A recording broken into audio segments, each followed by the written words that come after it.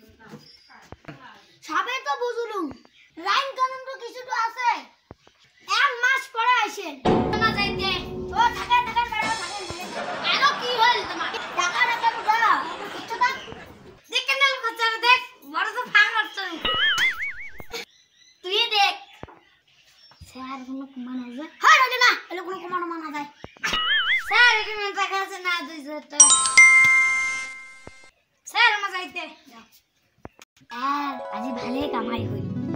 আরে নেন্দানো ঠিকই কইছিস তুই যেদিন মাই বাবা আসবে তখন দিব নাই